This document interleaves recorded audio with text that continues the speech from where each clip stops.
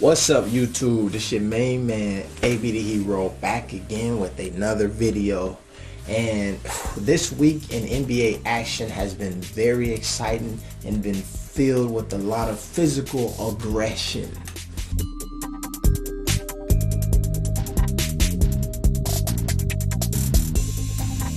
I want to start here. Now, I understand that this week on Monday was Martin Luther King Day, and the irony is not lost on me, the fact that he was Mr. Nonviolent, and this week in the NBA has been filled with a lot of physical aggression and folks really getting into each other's face. Now, I don't think that that's a fair comparison, because I think that it's very important to say that what Martin Luther King was striving for in the nonviolent movement that he had going was something completely different than what we've seen in the NBA, where most folks realize that they're not really going to get into it like that anyway, you know what I'm saying?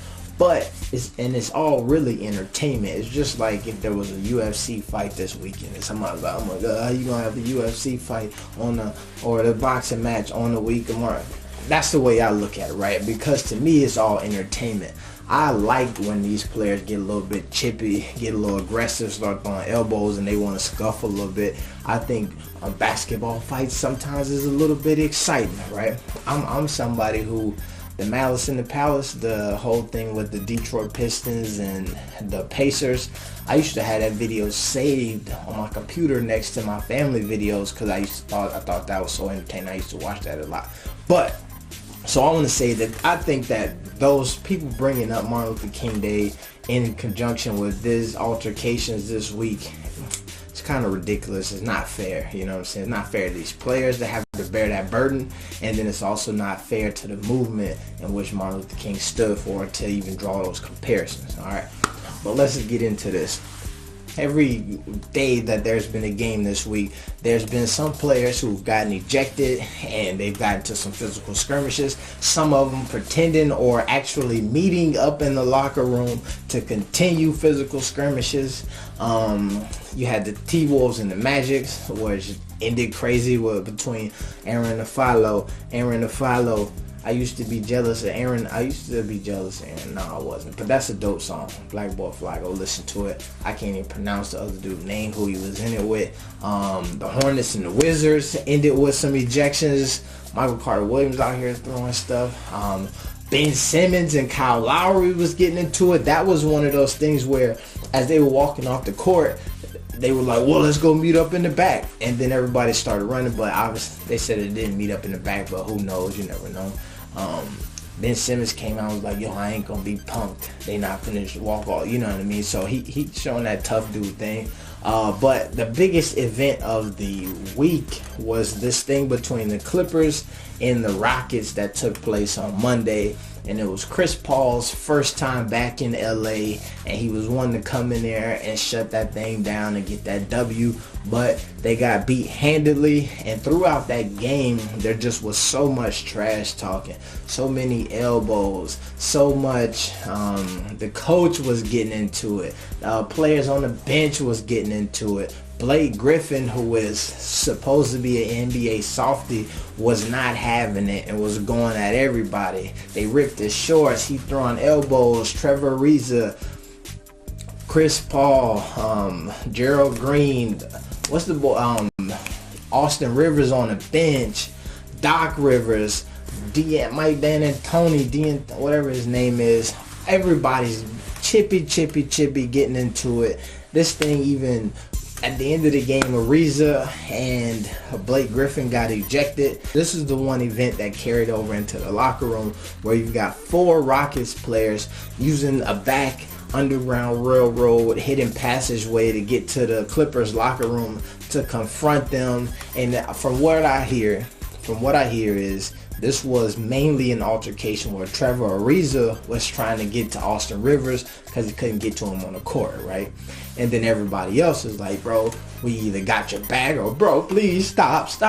Then when the 4 players come through the back, there's 6 other Rockets players who are at the front door to the locker room trying to get in, and they're holding the door like on the no, don't let them in type thing.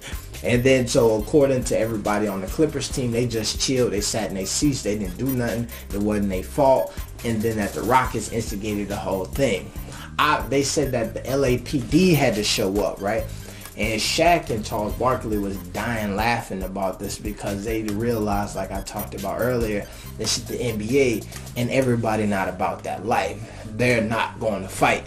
And they thought it was extremely funny that Blake Griffin, 6,000 feet tall, versus Chris Paul, 4'6" it has to call the police to handle that situation. Then what also in the media is, as a result of that, everybody's like, look, these players need to get the gavel dropped on them. The NBA needs to throw some suspensions, some fines. We talking multiple games, money out of pocket.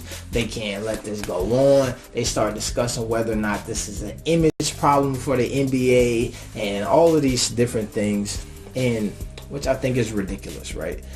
It's definitely not an image problem for the NBA. The NBA has a decent image. I really feel like in most professional sports, especially in today's time, folks' memory is so short, right? We turn over. We don't care. Like by next week, there'll be a whole new storyline that's taking place, and that'll be the new big thing. A week ago, it was LeVar Ball versus Luke Walton.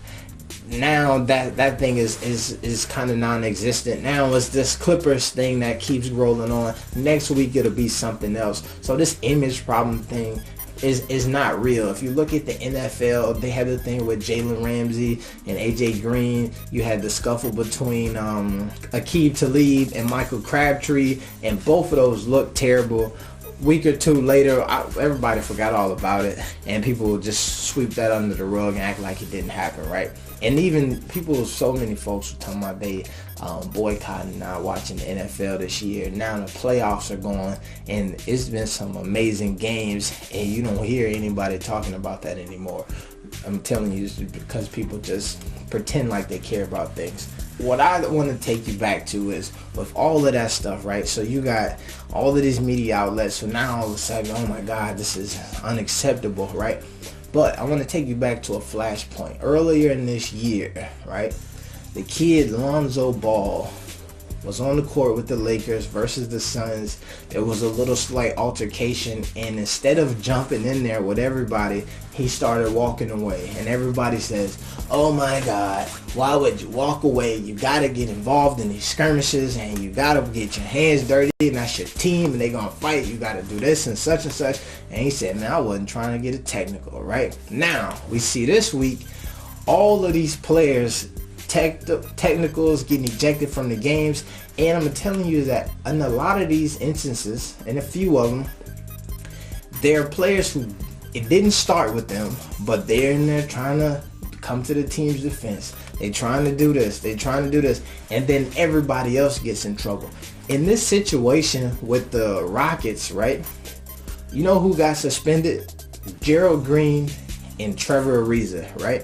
When you listen to the media and everybody talk about what took place and transpired, the main folks who was involved in that, Blake Griffin, CP3, Austin Rivers on the bench, then it trickled down to Trevor Ariza. We didn't even know Gerald Green was what had anything to do with it until he came into the locker room with them, right? At some point, right, it shouldn't be, hey, your team is fighting, you should jump in there and fight with them, especially over something stupid like a basketball game, especially when it's over whether or not you got a foul call or something dumb like that. Like, the argument should be, yo, don't let your teammate go do that, right? So instead of saying, yo, I'm Trevor Ariza, I'm going to the locker room, who riding with me, and your whole team running over there with you, it should be, yo, I'm Trevor Ariza, I'm going to the locker room, and your whole team should be barricading you and telling you, Trevor, that's dumb, we not fixing to do that. Nah, yo, I know a secret passageway, bro. Why don't you follow me? I'm gonna take you through here. You gonna have to duck down because it's a low hallway. You know, we all 7 feet tall, so we gotta get. Shouldn't be that, bro. We should be promoting folks to walk away, right?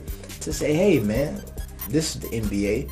We all making a lot of money. Yes, we very passionate about this, and I will say that I understand that the passion that these players do have about the game is probably part of the main reason why they have made it so far playing said game, right? But that passion has to be tempered, right? And I understand that you have to learn how to do that. When we start to push people in, of course, you're supposed to go over there and fight with your team. You're supposed to do this. All we do is we teach the same behavior over and over and over again, right? Sometimes you have to pretend that you have a certain behavior or a certain control before you actually mentally have that behavior or a certain control, right? So there's this thing, right? If you look at, if you wanted to change your shot, right? There's a certain point where if you go and you play basketball and you start to shoot, it's just natural. The ball get in your hand and you just feel it, right?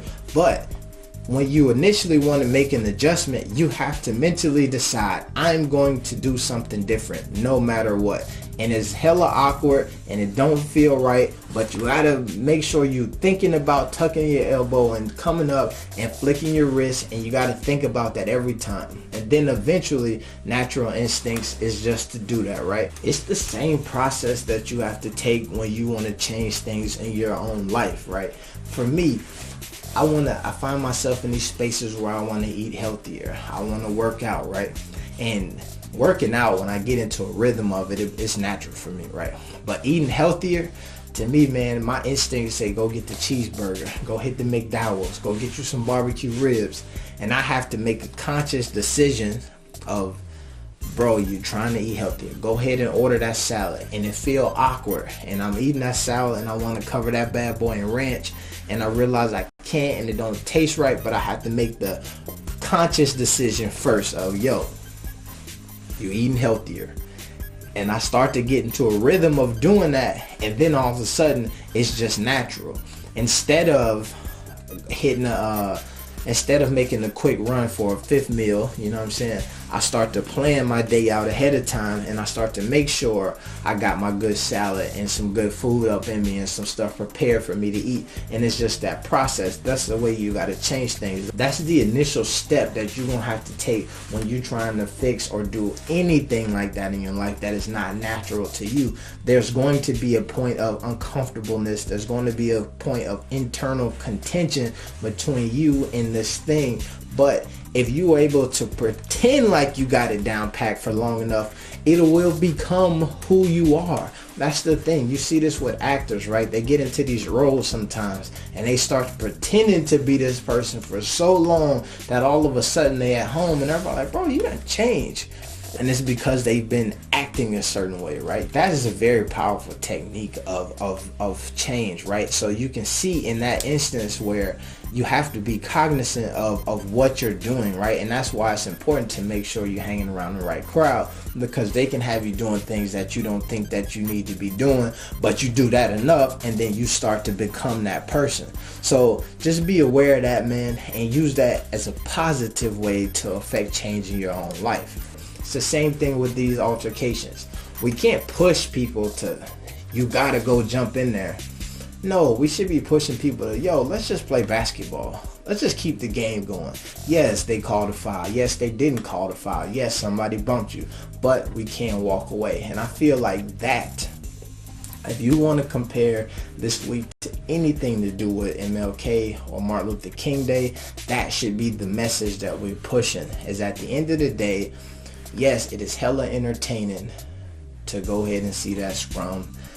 I'm not gonna lie, I like it, but I think that it's not beneficial to the folks involved, because that's not the way the game is set up. That's not the way the game is officiated, and there's definitely some starch penalties that come with that. So for them, they should be trying to walk away. For me, I hope they can. It's your main man, AV the Hero. I'm out. Peace.